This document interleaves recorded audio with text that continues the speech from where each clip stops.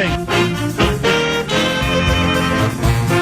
Let's all gritty in the Crescent City. Yeah.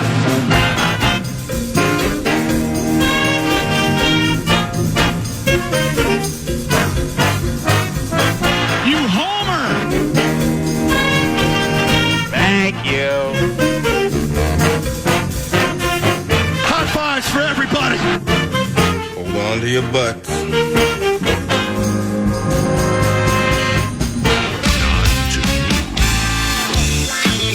Here we are, 9 to noon on a blustery, rainy Thursday is in the air.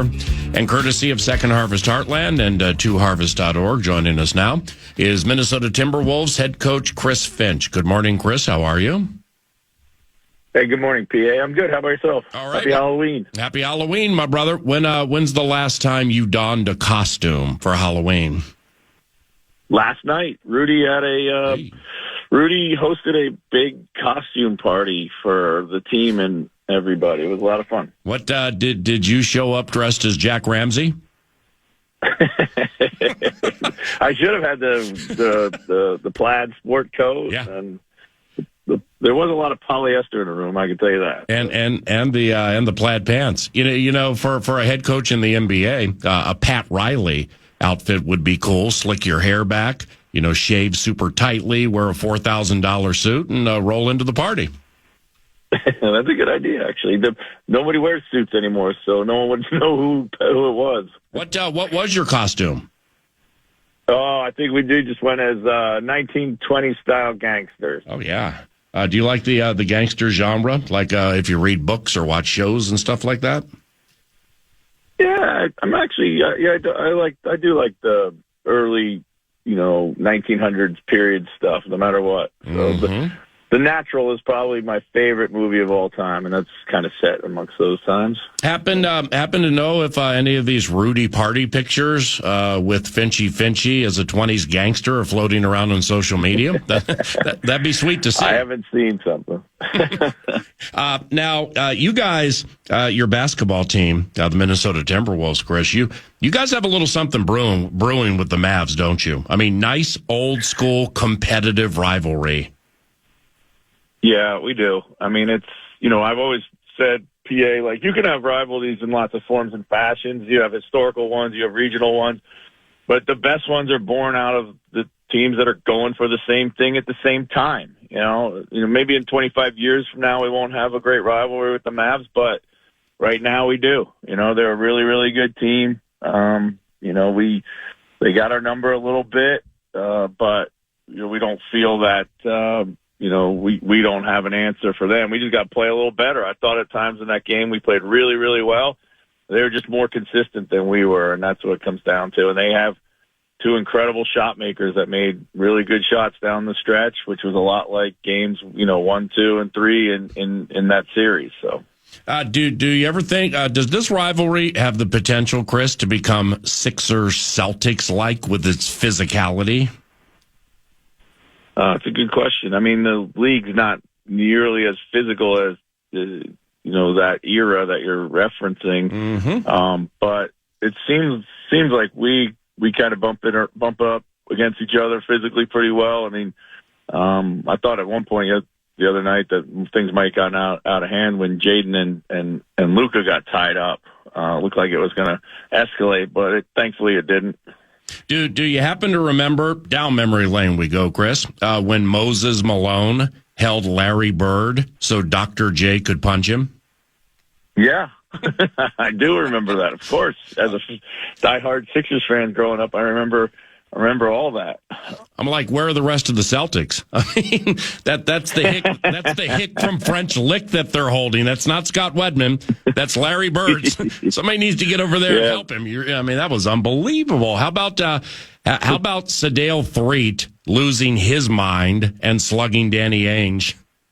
I think there's been a long line of people who wanted to slug Danny Ainge. So right. That's why when I said, go ahead.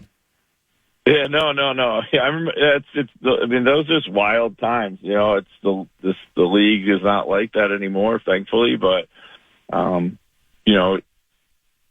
to Kevin McHale when I worked with him, one thing I didn't really realize, but because of the television schedules at the time, they really backloaded all those games into the spring window and the run up. So these teams not only played in the playoffs a bunch, but they played each other like 4 times coming down the stretch. So it was just a lot of really meaningful games with a lot on the line. Yeah, the will this ever become Sixer Celtics like? It was kind of tongue in cheek simply because of all that physicality. Sure. Sixer Celtics, Yankees, Red Sox, stuff like that. That's immortality that probably will not be replicated because we're in a different era. But when it comes to I think it was Kurt Rambis clotheslining Kevin McHale. We talked about Malone and Bird and Dr. J and Sedale Threatt and Danny Ainge. Why doesn't stuff like that happen anymore? Yeah, well, just to set the record straight, it was McHale clotheslining Rambis. Oh, geez. But they still don't like each other. They still don't like each other. It's just, admirable. Yeah, the league's just cleaned all that up. Obviously, it's, not only does it look bad, but the health and safety of the players is paramount. And, when your franchise players are making $40-50 million a year, or upwards of that, it's just like protecting the quarterbacks in the NFL. That's just what the owners decided was most important to the game, and rightfully so. Yes, sir. With your team, how is the defense coming along with 2 new key cogs in Julius and DiVincenzo? Yeah, I think, it's still a work in progress. We got some things to figure out with certain lineups defensively, like what's best for us. But I've been impressed with their individual defense has been great. They're learning some nuances to our system, which is a bit different from where they've come from. That just is normal. Where I'm disappointed in our defense right now is, the beginning and the end of our defense. We're inconsistent in transition, which was something that was a major point of emphasis for us coming into last season where we had made such great gains. We seem to have regressed a little bit there. And then rebounding. Now, some of that is, Cat was a high-level rebounder with his great size. Julius rebounds extremely well too. We do have lineups that are smaller than, last year. Like we just maybe run out of length with certain lineups. We got to get better. Our perimeter players have to rebound better, as well as, of course, our bigs got to get in the mix too, but a lot of it just comes down to, our small players got to rebound. And with the number of 3-point shots they're taking in the league right now, a lot of those rebounds actually squirt out to the perimeter. So we got to change our mindset and track those down. And Chris Finch, coach of the Minnesota Timberwolves, 9 to noon. Good morning. It's 9:08. Sorry if I'm late to this, Chris, and it already is like blown up. But speaking of threes, Anthony Edwards, catch and shoot 3. That's kind of new, isn't it? Well, it's new in that the volume that you're seeing is certainly up, but that's something that we've been asking him to do more of over the last couple seasons. And one of the reasons why we've been asking him is because he's always shot it well. And I'm just a big believer of, you got to do more of the things that you're already really good at. So, like all top players, highly skilled players, Anthony has a lot of game. There's a lot of things he can do and likes to do. But getting him to lean into the things that he's already really, really good at. And we see these numbers, we track them, and it's about generating them as well. And we're just doing a better job of generating those opportunities for him to be able to capitalize on that. But his willingness to catch and shoot is at an all-time high level. Last cap tip to the Dallas Mavericks, the target at which to shoot in the West. P.J. Washington, that was a good ad for them last year, wasn't he? That was perfect. They added those 2 guys, Gafford, Washington. They were the exact perfect fits, what they needed. You got a really long, athletic rim protector and rolling target for Luka that has great gravity, that opens up the shooting of the other players. You got the shooting and the physicality of P.J. Washington to play at the power forward spot. And also has kind of opened up just a little bit more of his game than we saw maybe in Charlotte, where he played as a small ball 5. But now he kind of can attack a closeout. He can make kind of soft shots in the paint, and has brought a defensive toughness to that team, which they were lacking as well. So now you guys get Denver tomorrow night, and Denver is closing a 5-day road trip that went from Canada to the concrete jungle and now to the cornfields. And it's early in the season, and they've been up and down a bit, but I mean, you're going to get their best tomorrow night, right? Yeah, we know them so well. I think we played them 20 plus times over the last few years, and there's not going to be any secrets. They're like us. They're a little inconsistent right now, but we're looking forward to that matchup. Feels like every game so far out of the chute for us has been, super intense and pretty high level. If you think about it, we played the season opener in L.A., we played the SAC home opener, we played our own home opener, then we got the Dallas rematch, and now we got Denver. So it just keeps coming, and that's how it's going to be this season, all season long. Was with Julius Randle, Chris, was Julius this type of playmaker when you had him in New Orleans? Just very cocksure in his overall approach. Yes, he's always had this game. Now, when we had him in New Orleans, he was on a contract year. He might have been a little more focused on scoring because that's what, often gets these guys paid. But he was this kind of hub for us offensively there. I've said this before, like I'm a huge Julius fan. I was before I got the opportunity to work with him in New Orleans. I remember him just kind of kicking our butt when he was with the Lakers, and I just loved his physicality and his complete game. And then when we got him, I was even more enthralled working with him and just seeing all the things that he could do. And I felt, and I've always felt, and to this day, he's probably one of the most misunderstood players in the NBA.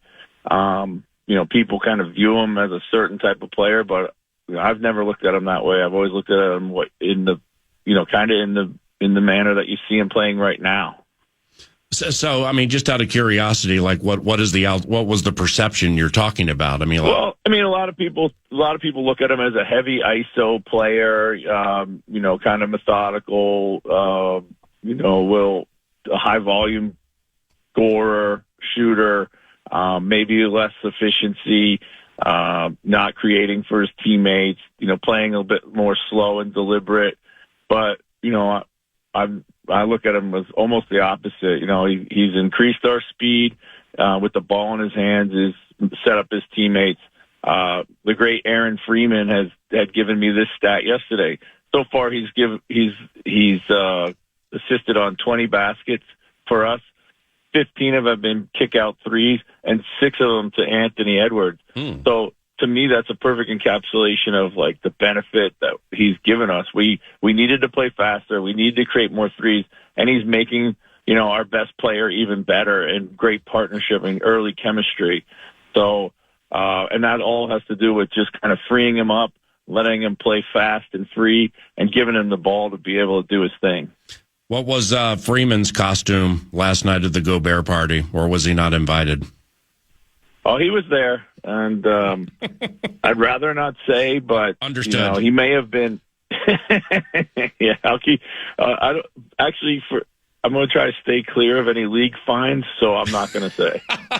All right, couple more here for Chris Finch, coach of the Minnesota Timberwolves, courtesy of Second Harvest Heartland, 2harvest.org. Holiday season, Thanksgiving, Christmas, and so on. Help Second Harvest Heartland if you are so inclined and or have it in you. Wonderful, wonderful group serving and helping tens of thousands, hundreds of thousands over the years, and to learn more at 2harvest.org. Dante DiVincenzo, is he off to a slow start or right where you thought he'd be? I mean, his shot's not gone in, but he's played really good basketball otherwise. Paul, I don't worry about the shot. Shooters make shots. They will over time, and they will when you need them to. So I'm not worried about it. I don't really get in the mind of those guys. Like, it hasn't affected his willingness to keep taking them. And most of the ones that he's taken have been really good looks. So a lot of things point to upcoming success there. Just love his overall game, love his approach. He's perfect for our team and our locker room. And, we expect him to be a huge part of what we're going to do this season. Do your rookies, do the rookies act as the scout team when you guys practice and do like mock games and walkthroughs? They do. Actually, it's something that we've kind of leaned into more, which is, the NBA practice is pretty quick and efficient once the season gets going. So there's not a ton of reps for the third string or the rookie guys.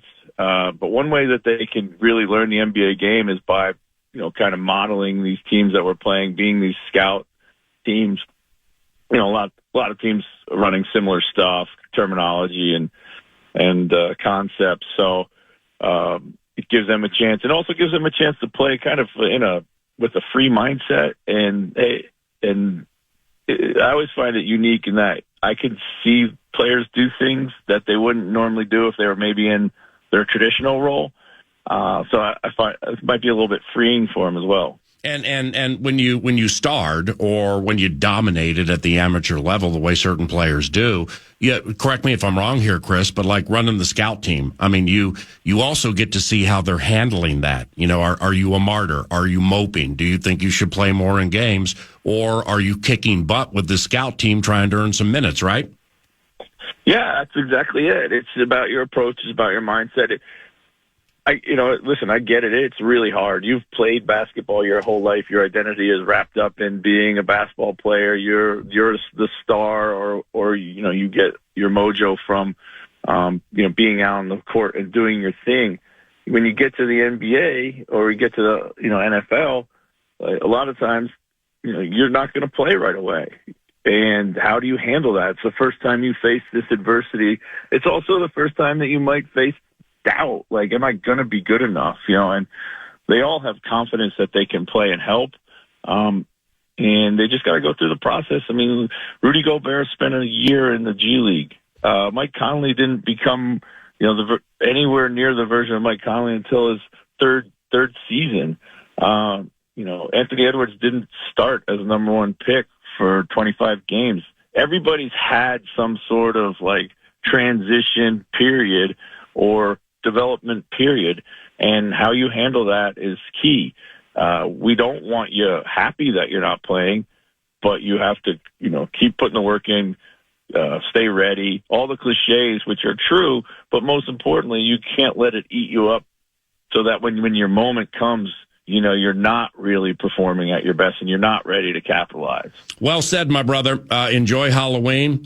Beat the Nuggets tomorrow night, and we'll chat next week. Okay, Chris?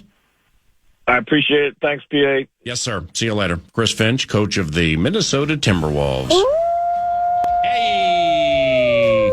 Part of the Timber Tech What's on Deck set list, which includes VikesBites Around the Corner, followed by Russo Radio, followed by Beloved Nachito, followed by News du Nord, then the Vox of all Voxes ever to Vox. We pay off pressure points today, and 9 to noon is In the Air. And I'm Paul Allen. Nordo produces, and he offers up the cash thing. The Fan, along with two men in a junk truck. They want to give you a chance to put $1,000 in your hand with the National Cash Contest. Go to KFAN.com and enter the keyword money. You might win some money if you use the keyword money at KFAN.com. And The Fan.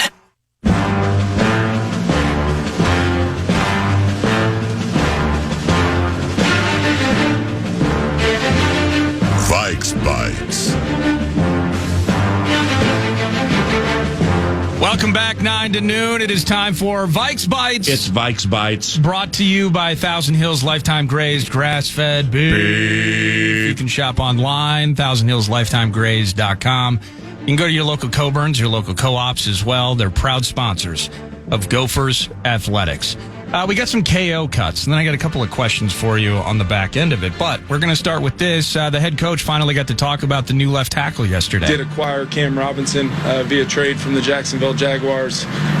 Compliments to Kwesi and his group for being able to acquire a player like this. When you lose a player like Christian Darrisaw, it's so catastrophic because he means so much to your team, your offense, but also just from a standpoint of losing such a veteran presence that we rely so much on. So to find a player of Cam's caliber in season like Quace was able to do. Now that we got him, we got to get him up to speed, right, Coach? We've got great communicators up there on the offensive line from Garrett on out.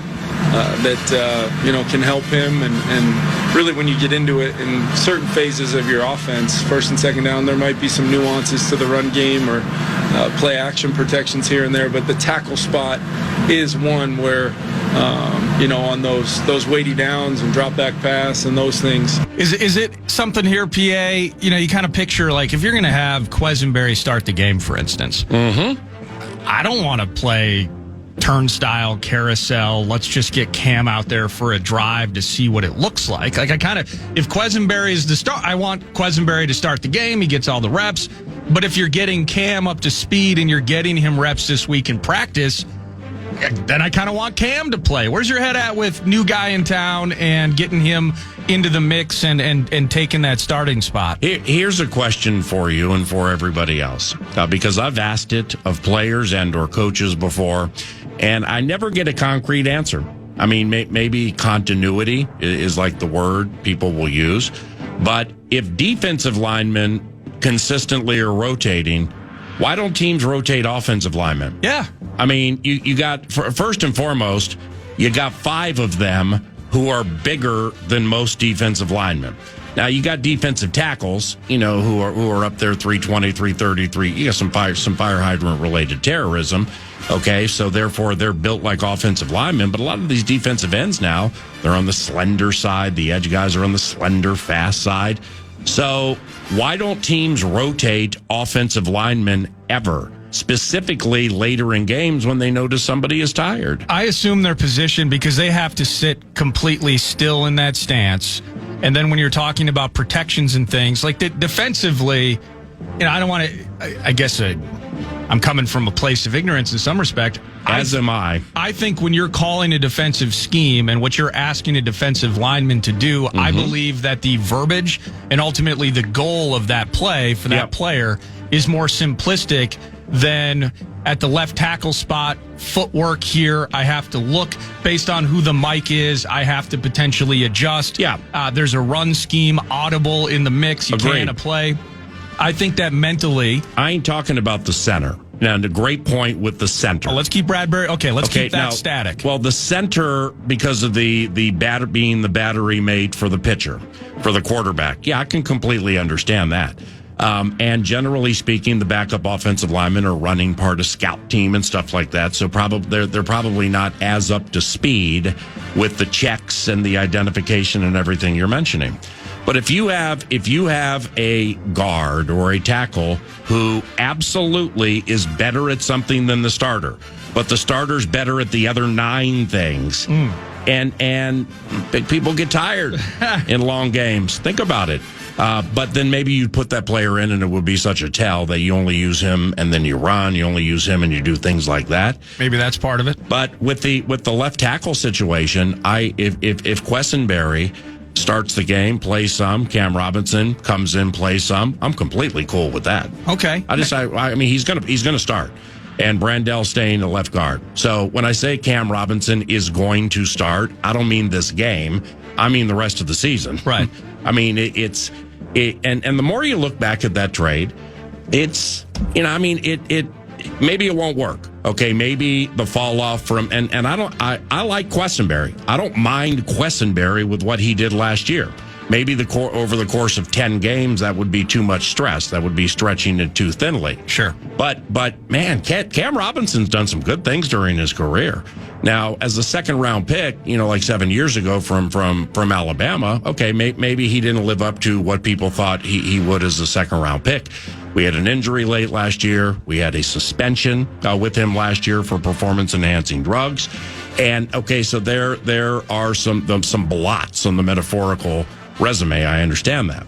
But to get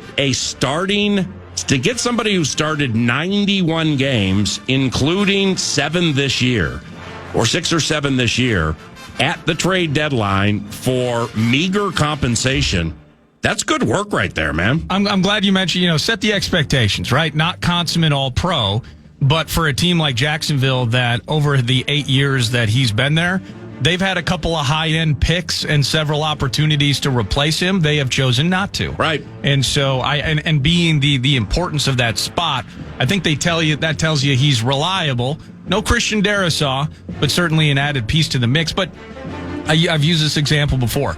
Brandon Fusco, I remember he talked about switching from either left to right guard or right to left guard. He made it sound like it was an MIT math proof. Right. Just changing the footwork and all of that. So maybe that's why I don't understand it. I'm kind of with you, but I think it's the tell. I think it's the tell where, man, with the rotating of offensive linemen? Yeah, every single time they put this guy in, they do this thing or something, a variant of it. It hasn't been done in the history of the NFL. So, I mean, there are variations of plays that people have run, and then all of a sudden it's something new that hasn't been done for 30 years. Tony Sperano, God rest his soul, he rolls around in like 07, 08, something like that, catches Belichick off guard with the single wing. I mean, the single wing hadn't been fresh since 1960. 08 with the Wildcat. Right. So, therefore, with Ronnie Brown and whomever else. Ricky Williams, thank you. So, it's a run-first, powerhouse, single-wing, old-school college offense that was called the Wildcat. Okay, well, that's gone by the wayside.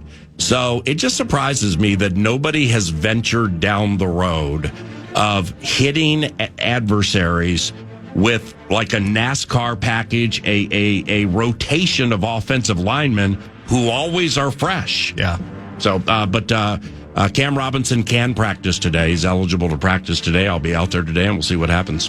Speaking of practicing today, here's an update on Blake Cashman. Blake will do basically a full allotment of work on the side field today, just to make sure he feels ready to roll moving into the week of practice.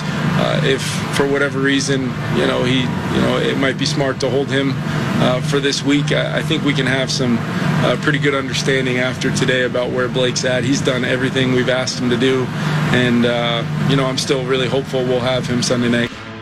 L. It's an L because if he says he's on the side field, he's on the Mike Hughes Memorial Field. Right. And it took TJ Hawkinson a long time to get off that Mike Hughes Memorial Field and help the Covenant this weekend. I thought he had vertigo again, to be honest with you. Well, Kevin O'Connell, when he went staccato, when Kevin goes staccato, because he's a very, very fluent speaker. When he goes staccato with the ums and things like that, he's just trying to think his way around things. Not the first time I've heard it. He's not the only one to do it, but that's what it is. And he said something in there. It's the first time I heard that KO cut. When he said something about this week. It was... Might have to hold him for this week. What's that mean? Yeah, it means he might be out. Well, come on. It's Joe Flacco. He said he's still holding out hope. Here's today will tell the story, I think, because as he laid it out, and I have to trust that he's being truthful in it, is we put the full workload on Blake, but he is on the side field. Yeah. So he is on the Mike Hughes Memorial Field. There's no doubt. But that's going to tell us kind of how we approach Thursday and Friday. So if Blake's out there today... Yeah, great. Then Quentin Nelson steps on his toe. Let's ride. And we lose him for another month and a half. Yeah, well, that is a problem. That is a potential issue. We need Blake. Right. We need Blake back. Joe Flacco has thrown more touchdowns than interceptions every season all the way back to like 2013. So whether he's playing 5 games, 4 games for the Calm, getting the team to the playoffs, like 7 in that weird Denver season or something. Yeah. He has 7 touchdowns and 1 interception this year in 2 starts. 2 starts and then 1 game where the Florida kid had to check out early. He got knocked around and left the game. So it's about 2 3/4 games for Flo Jacko. But I don't think he's thrown more interceptions than touchdowns in a season since the 2013 Baltimore Ravens. So this is HOF quality quarterback who's coming into the building Sunday night. He's a Super Bowl MVP. He knows where the bones are buried. He gets rid of the ball quickly. Old people don't hold the ball because old people don't like to be hit. So this is you asked the question earlier in the week about like who gives the Vikings a better chance to win, Richardson or Flo Jacko. It's not even close. I mean, after you start deep diving this thing, it's for this individual game off what Richardson did last game and has done. Well, Joe Flacco, 10 of 10, gives them a better chance to win the game. Yeah, at some point I was going to ask you, VikesBites style is, what is it that Flacco does well? And I think you hit on it, where he can still, he can still sling that thing, and he can be explosive, but really the management of the game, not making mistakes, is Big huge. time. I'm just trying to figure out what the flow of this thing looks like, because his 2 starts, the onus and the burden was on him because Jonathan Taylor was not playing. Oh. So we really haven't seen what the Colts look like implementing Taylor with Flacco under center. Mm-hmm. So I'm just trying to get, because I think Taylor's going to get an absolute bleep load of carries. Me too. I think we're talking like 30 touch type of game in one way or another, whether it's passes out of the backfield that gets you there with the carries. So be ready, Blake. Please be ready to play, Blake. If I get time this weekend, I'm going to actually look back at Adonai Mitchell's collegiate career, and then maybe to see if he played quarterback in high school. My man hit the Goodson character, one of the 3 running backs they use, Tyler Goodson. My man hit him on a 24-yard dime that I'm like, you had to have played quarterback sometime before. That was fantastic. So they got wide receivers throwing. They got guys that can throw. They got wide receivers throwing balls. They got Mo Alley Cox trying to get loose behind Greenway. They got Alec Pierce. You can't find him for like 90 minutes of real life time. Then he's behind the defense for 65. Josh Downs was a wonderful pick last year. Their offensive line, I've always liked Braden Smith, the right tackle. Ryan Kelly, maybe has seen his better days, but he's a tough bleep center. And Quentin Nelson is football immortality at left guard. Remember for a couple of years there, and he was at the back end of his career, but Anthony Costanzo on the left, that was, it was Colts and Cowboys effectively that had these sequoias. Yep. And we're rolling out there with like, Honey. I don't know much about trees. Stop that. It's Halloween. Don't ruin it for the kids. They were very good offensive linemen. Yep. Don't ruin Halloween for the kids, honey. VikesBites! Have you checked the children? Team mentality. It's important, says Kevin O'Connell. These guys, hopefully haven't forgotten the standard they kind of set for themselves against some really good football teams. I think we're still a confident team that also is incredibly aware and kind of has that team-wide, coaching staff-wide responsibility of the things we can all do a little bit better. And I felt that from our team early on in the week here, but got to have a great week of preparation and see it transform into just a consistent effort. Part of the culture, part of what Kevin O'Connell does with this team is I think he's very good at putting things into very short-term perspective from a week by week standpoint. Do you think it's easy enough to sell this as we had 5 bad days, gentlemen? We had 5 bad days with the Lions game, with the Rams game Thursday night. 5 bad days. Now we're in our house. Now we got bright lights on us again. These Colts are in town. I don't care if it's Flacco or if it's Richardson. Good luck to Buckner and Pay, etc. We're just better than these guys are. Shake off the 5 bad days and go handle business. That's a wonderful question because Kevin is like that. Kevin is like a lot in this generation of coaches. He's very much in the moment with the kids when it comes to the why. Okay, it's a why generation, we've been told, and he's very good defining the why. Well, the why the last 2 games, to a certain extent, define themselves. The Detroit Lions might win the Super Bowl, and when the Rams go full strength on offense and Stafford's on a nationally televised game where O'Connell's like he was on one, it was different than what he had looked a majority this year. That's a tough team for anybody in the National Football League to stop or beat what we saw on Thursday Night Football. Yeah. This is a drop in class. It's not as big a drop in class as I thought it was when I was saying that on Monday. Simply because they have players defensively, like Julian Blackmon. I'd forgotten about Julian Blackmon. That's a really, really good safety. Picked off Kirk O'Chains a couple of years ago. How about this? We win that game, not the history game. Yep. In overtime, 39-36, in a game where you give up a pick 6. That made it 30-0. Julian Blackmon, though, to the house. You had a block punt touchdown by some beef-eating linebacker who scooped it up perfectly. Yeah. Remember the Jalen Reagor route on that pick six, by the way? Oh, yes, that's right. And Kurt, down by the front left of the end zone. Kirk Cousins, that was the second route he ran on the pick, but the pick six is where he stopped. Really? And Kirk Cousins, you could see the computer in his eyes completely malfunction and just shut down. He wanted Jalen Reagor off the team and out of the stadium immediately after that. And he got his wish into the 2023 season. Then the next time we saw Jalen Reagor, he was playing for the red, white, and blue of football immortality, the New England Patriots, and returning a kick for a touchdown. I always love that one. Where was that when you were here or a punt? Are you kidding me with that Jalen Reagor? You mentioned defenders on the Colts. Yeah, Grover Stewart, by the way. I've forgotten how good of a player he is. That's a very nice player. Well, I was going to ask you because I've just been, following highlights and things and how the Colts are doing in games. And you're right. It's not, we're not playing the worst team. We're not playing the Panthers this weekend in prime time. Yeah. They're a 4-4 team with the quarterback issues that we've been talking about. Yeah. Deo Odeingbo. Every time I'm watching Colts highlights, I feel like he's part of that. Second rounder 2021. Yes. I don't know much about him, but every time I watch Colts highlights and they're on defense, I see Deo in the mix. It's I wrote it down this morning, and I'm glad I did. It's Dio Odangbo. Dio Odangbo. Dio, that's a cool name. It's a badass name. Dio Odangbo. He has 3 sacks and a couple of forced fumbles, and he's a menacing presence. DeForest Buckner looks about as slow as I've ever seen DeForest Buckner look. He's in his 9th year from Oregon.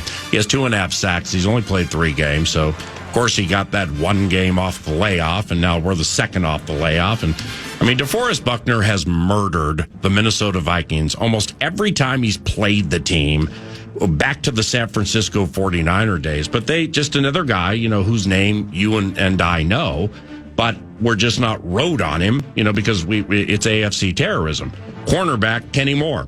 All right. Now, Kenny Moore, 8th year Valdosta State. He has 3 pick sixes. He had 2 pick sixes last year in the same game against Bryce Young. He single-handedly ruined the confidence of this Alabama kid to put him in the spot he's in now. Well, now we're going to lose Sunday. My goodness. No, we're not. This defense. Our team will win. We're going to be just close fine. game victory coming. In fact, I'm going to make a call right now because it just hit my heart. The kid. This will be the first Will Reichard walk-off winner of his young career. Ooh! He marked it. You homer! The Minnesota Wild start a 3-game homestand tomorrow evening, and Russo Radio. Michael Russo covers the Wild for The Athletic and theathletic.com. Russo Radio is next on KFAN.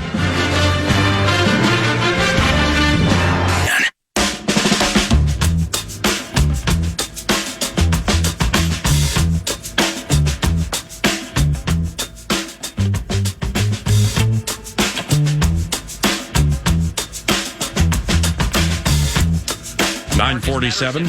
Over to St. Ivany on the pop-out play. Raquel is shot. It changed direction to Faber. Swiped it away from trouble. It comes back to Raquel. Left circle, backdoor pass. Shooting was Eller. Robbed by Fleury. Sprawling save down to his left. There goes the goaltender, Blomqvist. Now we'll break back to the net as the Wild clear out. Here comes a Russo Radio. Wild. Michael Russo at Russo Hockey via the tweet machine, and he joins 9 to noon weekly to discuss NHL festivities and specifically John Hines' Minnesota Wild. And quite the touching evening out Pittsburgh way the other night. At least it seemed like that from afar, Michael, and good morning. Yeah, it was a privilege to be there, PA. Just to see how much those fans love him, that organization loves him. And I think it was really cool that his family came. Originally he was not bringing his wife and his kids. And I think the Wild and a couple people there really, told him how special this would be for his children to see how well he is treated by those fans. And it was just the perfect evening. And then, to, at the end of the game, him get the first star and parade around the ice and have Crosby and Letang just sitting there watching it all from the bench and then seeing him break down after the game. Is really neat. And one of the most poignant moments, PA, that I'll never forget is we're in the locker room interviewing him. There's a huge scrum around Fleury, and I look behind me and the room is pretty much empty. And the only one sitting there is Freddie Gaudreau. and he's just watching the whole thing with just a smile on his face. And, Freddie is somebody that, really respects everything about Marc-Andre Fleury. He's gotten very tight with him here in Minnesota and finds it an honor to play with him. And it was really neat to see. The Penguins and the Penguins ops and whomever or whatever went into that presentation that evening, they handled it in second and none fashion. Do you think evenings like that impede the home team's chances to win? Well, what I liked about it is they didn't do like a whole pregame ceremony. It was just an acknowledgement at really the first intermission, and then they just did things throughout that Marc-Andre probably didn't even know about. So I don't think it hurt them. I think what's impeding the Pittsburgh Penguins right now is they're terrible. And I think we saw all night how frustrated right now Sidney Crosby is in this situation. I mean, they are just not a good hockey team, and allowed the Wild to get back into that game. They can't defend. And so, in some cases, I definitely think it can have a factor. I was more worried about Fleury because just coincidentally, during that first TV timeout is when the Wild took their second penalty. And so he was being honored throughout. It was their first penalty. He's being honored throughout that TV timeout as Sidney Crosby and Malkin and Letang are getting ready to tee up on him on the power play. And he didn't want to look up at the screen because he said that when he came back there the first time, he did break down crying and he couldn't see anything in the net. So he intentionally didn't, look up. And then with the fans going, crazy and giving him a really sweet reception, he basically yelled toward the referee to please just drop the puck. So Michael, who's considered the greatest goalie in the history of the NHL? Well, I mean, I think that a lot of people would say Dominic Hasek. Patrick Roy obviously has, is pretty much number two in everything. In fact, Marc-Andre Fleury, his next start is going to tie Patrick Roy in games played. But for me, it's Marty Brodeur in my era. That guy changed the game.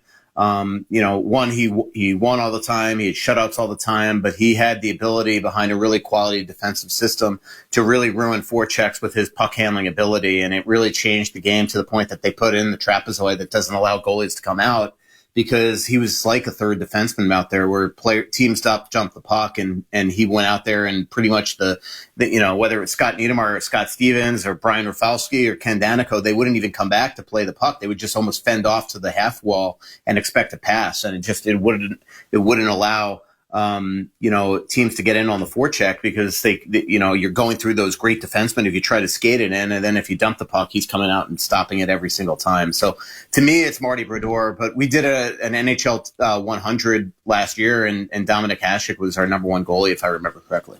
Michael Russo at Russo Hockey, weekly 9 to noon, discussing the Wild. He writes for The Athletic, theathletic.com. Subscribe if you are so inclined. And in fact, the opportunity to give the gift of The Athletic for the holiday season, that's also available. Michael has a trained eye. With your trained eye, anything different with Kaprizov this season compared to years gone by? And in reading your story this morning, Zuccarello's like, I don't know what's surprising you guys so much. We see this every day. My question is, do we? Yeah, I mean, he's been outstanding, and this is maybe the only difference here is that he's gotten off to an exceptional start, where in the last couple of years he's gotten off to a little slower starts. If you remember at even strength last year, I don't think he had 5 or 6 points around Thanksgiving, maybe even less, and he just couldn't really get going. And then finally, when John Hines took over, the team just seemed to get on a roll, and so did Kirill. And the cool thing about Kirill is we know at some point, he's got 3 goals, 2 empty net goals, so 5 total. But we know at some point he's just going to load the back of the net. I mean, he does it every year. Even with his slow starts, he winds up getting, flirting with 50 goals during his tenure with the Wild. So I think that's going to happen. But in terms of watching him play, I just think he has come in camp in fabulous shape. And he has just an incredible chemistry with Matt Zuccarello, and Marco Rossi's played really well in the middle of the two of them right now. But he he's a special player, and the sky is the limit in terms of, it's really a shame that he didn't show up in North America at age 22, 23, because I can only imagine how good he would be right now. And I just think at 27 years old, he's just going to continue to get better. And that's why the Wild want to give him a Brinks truck here at the end of the season. And overall with the Wild, getting 11 points out of 14 available on that road trip, losing at the Peg in a difficult situation to start it too, with that Kraken game right in front of it. What is making them so tough, the Wild so tough at this stage of the equation?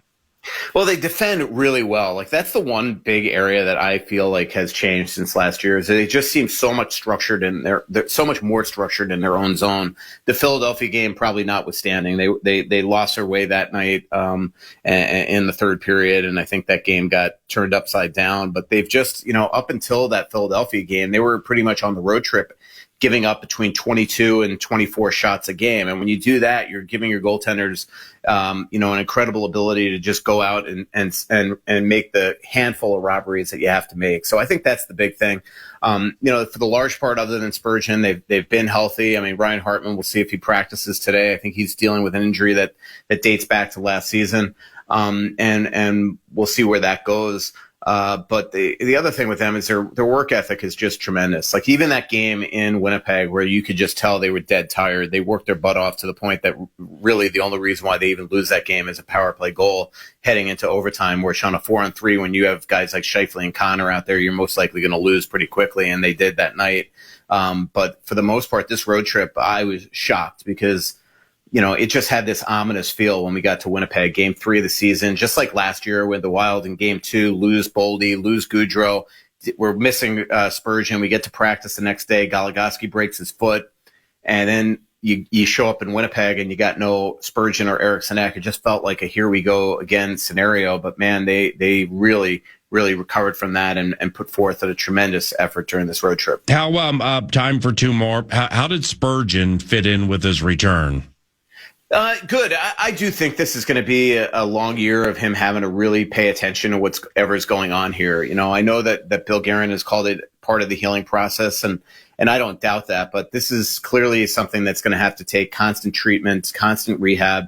And there were times that game where he looked really good, and then there were times that game where I felt like, he was laboring. Not laboring like from a pain standpoint, but just definitely not nearly as fast as he used to be. Obviously, he joked in the morning, age is catching up, and I think that but they are such a better team with him in the lineup, and you saw the other night that he really fit in well with Jonas Brodin, and I thought that was the most interesting thing about his return to lineup, is that usually he's with Jake Middleton, but Middleton and Faber for the most part have been really good this year.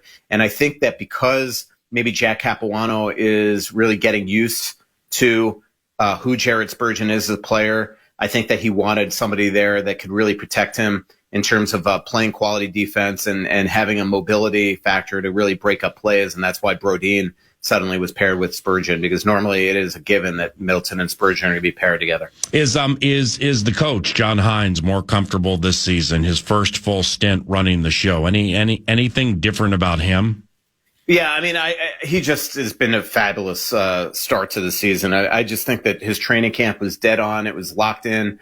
We've talked about this before, but it was a hard training camp, and they gave them days off. But when they were on their ice for the sessions, they took advantage of every single second, and it was drill, drill, drill, water break, drill, drill, drill. There were no manufactured breaks in these things, and I think it really prepared them well for the start of the season and what was going to be a tough road trip, because Bill Guerin has made it extremely clear that the starts that the Wild have had the last couple of years just weren't acceptable, and they couldn't afford it this year. Having a 7-game road trip right out of the gate, then they come back with 3 extremely tough home games starting tomorrow night against the Lightning, and then the Maple Leafs and the Kings come into town, and then they go on the road. So if you can get 5 or 6 points on this homestand, to go on the road against San Jose, Anaheim, and Chicago, I know a couple of those teams are playing much, much better. San Jose has won a couple in a row, but that should be 6 points right there. I mean, those are 3 lousy teams. So if they can really